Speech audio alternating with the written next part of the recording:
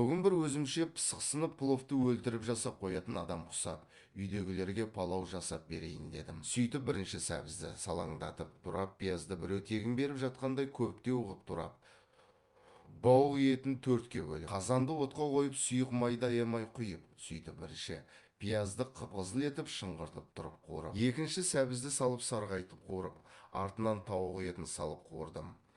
Қазір не бір білгіштер бірінші етті қорат деп нерті қайнатады. Негізі қайсын бірінші қорсаң да өздерің білесің ғой. Қорып болған соң зира мира приправа тұзын салып бұрқылдатпай баяу отта қайнатамыз. Ет жұмсарғанша. Өзімше плов бастағанымда қайтейін, үйде күріш таусылып қалыпты. Ұялмай қызармай көршіден күріш сұрап алып суға жуып тазалап салып, пісіріп алып үйдегілерге бердім.